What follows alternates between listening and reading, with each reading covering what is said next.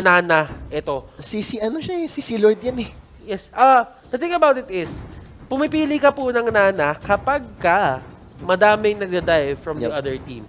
And looking at this, may Lilia ka na pwede pumasok at pwede mag-black shoes. May Cho ka, meron kang Kaja, and meron kang Akai. Once they go in, automatic polymorphed ang aabutin mo.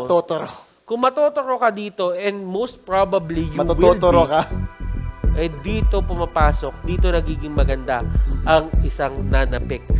I am actually convinced that this is going to be a great Nana game. Hindi ata na-realize ng hindi ata nakita na Ignite Esports yung Nana. Oo nga eh. Pero ito na naman yung problema. It's a good Nana game. Pero ito na naman yung problema. I just feel that they're lacking damage again. NexPlay? Yeah. Naglalak na naman sila na Parang nag-realize sila masyado sa Bruno. Naniniwala ako na may damage sila into the early game kasi ipapad yan ng Grok.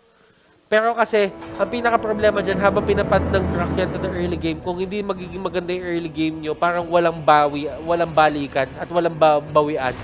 Tapos naman, kapag natin na late game, feeling ko, the Nana will be somewhat of a liability pa, di ba? Liability pa. Pero she has damage. She has damage, pero ang feeling kong gusto gawin ng NexPlay dito is, talagang they're gonna try and hold as long as they can. They have a Bruno now, which is still king of the late game. So, that's what they wanna go for. Kailangan na natin bumili ng Nana.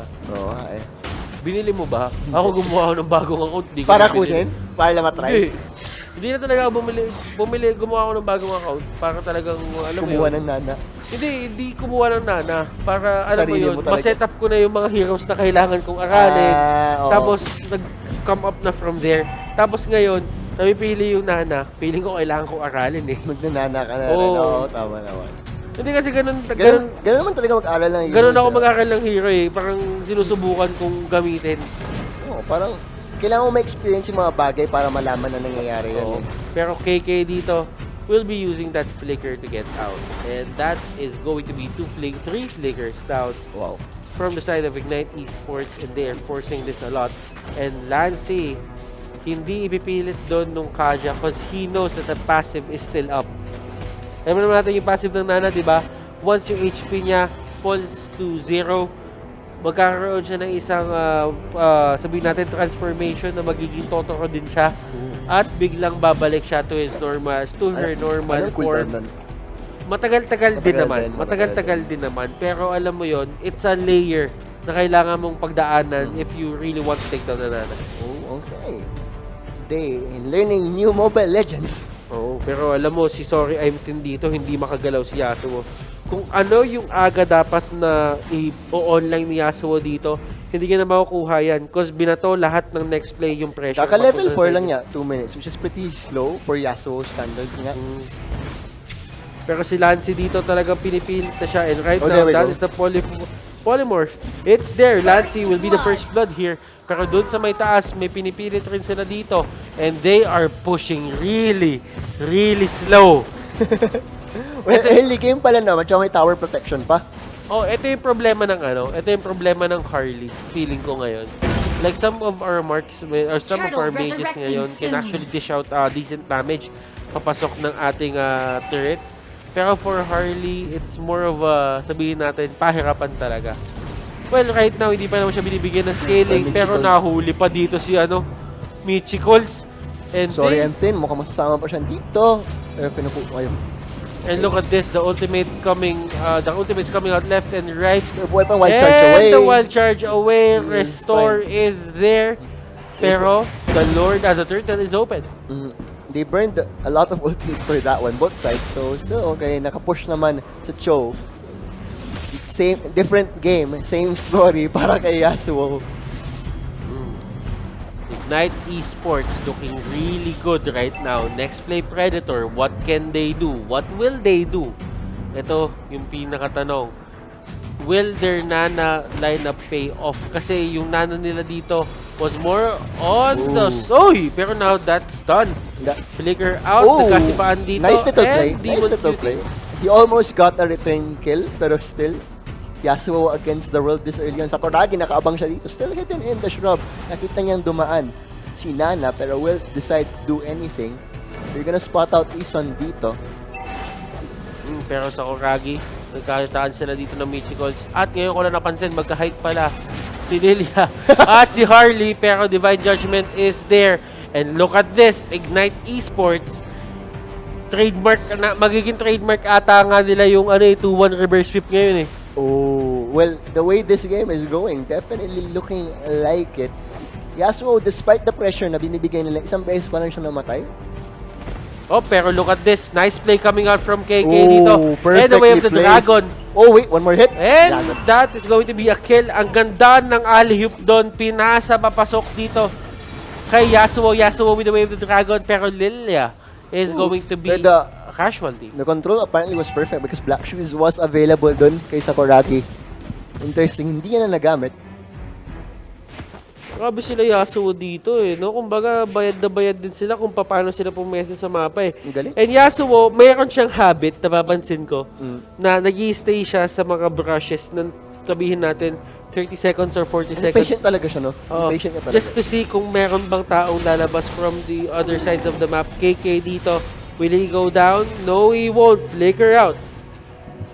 Turtle Super, yeah. resurrecting Look at that, soon. 4,000 goal lead. Turtle could may retribution both teams this time around. So it's not gonna be easy taking those turtles now.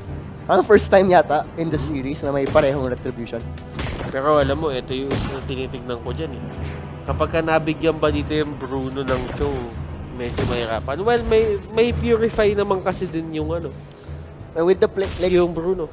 pero Yasuo, he's finding the openings no matter how hard eh. Ang galing niya humanap ng openings niya. Kumbaga na yan eh, resources na yan eh. Kung paano ka mag-set up ng resources para sa'yo. And KK dito actually going in with that Hurricane Dance, pero sabi nila hindi na tayo lalaban. And this is what I like about Ignite Esports. Na parang lagi silang may on and off switch, na lagi nilang na-turn off at win. NexPlay Predator dito, they're really having Bigla a hard nag-group up time. sila ngayon. Sila ang nag-group up ngayon, and this is very unlikely kasi pag nakikita natin yung NexPlay Predator dito, it is going to be it is going to be one split pushing and the other for air fighting. So this is one of the, sabihin natin, signs na nagkakaroon ng problema dito yung NexPlay Predator. Yep. But they're not out 100%. They're not out, Hindi pero pa laglag dito ang NexPlay Predator at hindi pa sure panalo yung Ignite Esports. It's just that we are seeing another side of NexPlay Predator na hindi pa natin nakikita kasi kanina puro panalo talaga sila. Okay, nice polymorph doon. Let's see. Pero Sakuragi just toying with them. Hinaharapan lang niya in between. Jason, the proper bait! Ang ganda naman yun! Divine Judgment on to the Uranus. And that was that. Keke is over there. He's zoning them out. Saving his Hurricane Dance. Wala siyang pakialam. Gusto niya yung paano maglaro si Keke ng Akai. Talagang ang patient niya with the Hurricane Dance. He's gonna try and bait as much as possible before he Kasi, pops it. ano lang to eh, it's a matter of zoning lang din. Na, eto lang, kapag nakikita mo yung Hurricane Dance o si Akai na malapit sa side mo, parang magiging conscious ka na din eh, na malapit ba ako sa pader?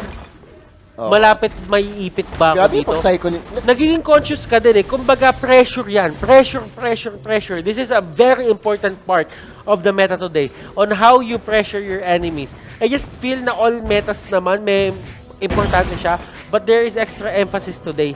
Kaya Look at naman that. mga kaibigan, Sobrang nagsa-psycho lang siya.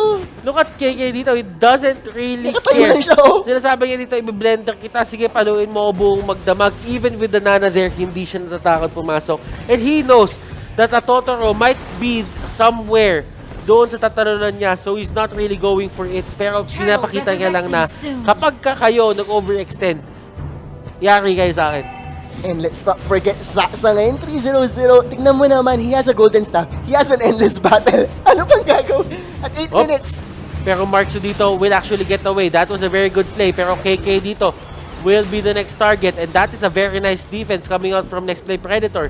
Kung pinipilit sila ng Ignite Esports dito na mag-react, sabi ng NexPlay Predator, sige, kaya din naman natin lumaban eh. Sindakin din natin sila. Kaya nga.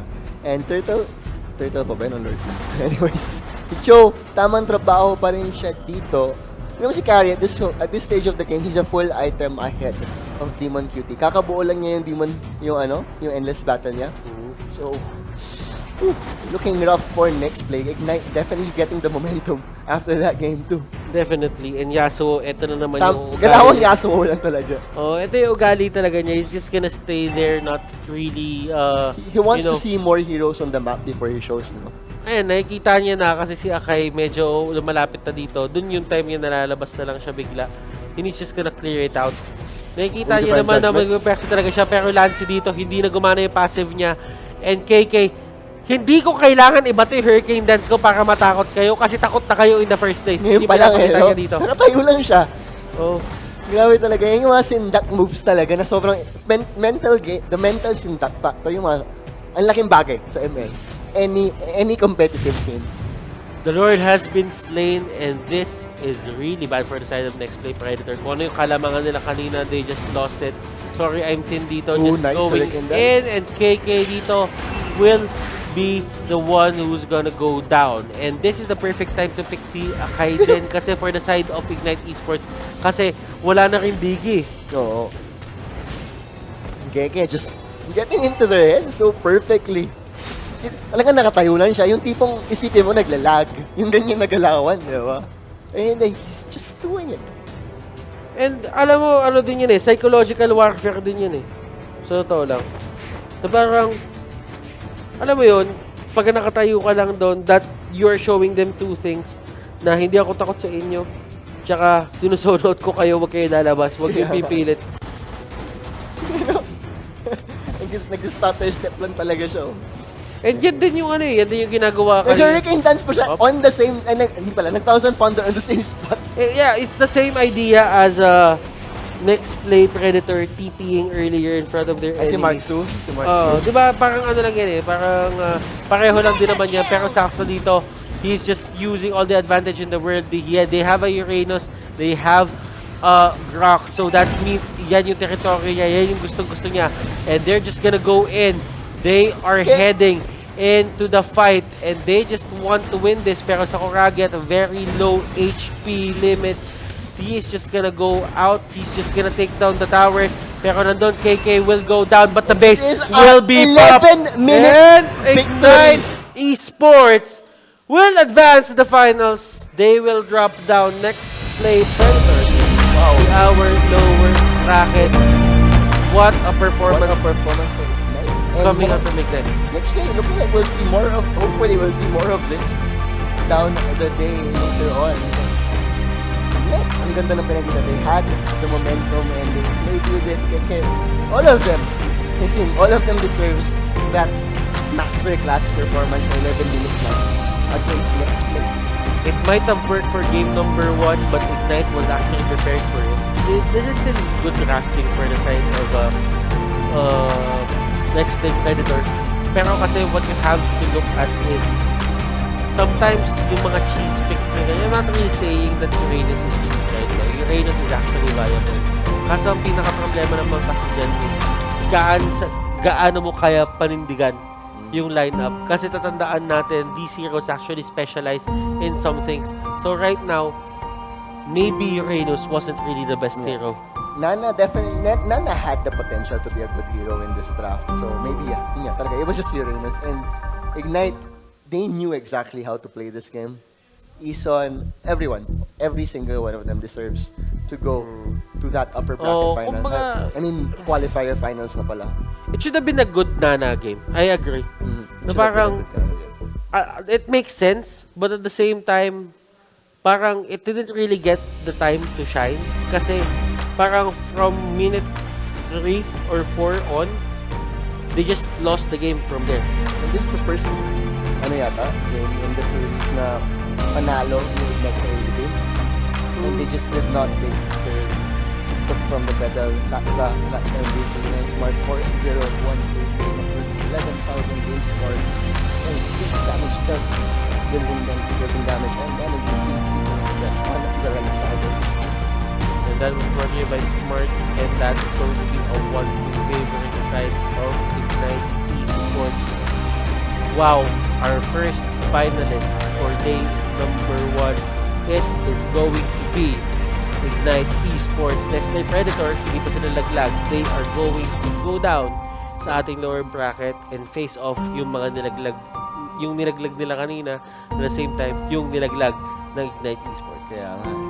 It's still a long day of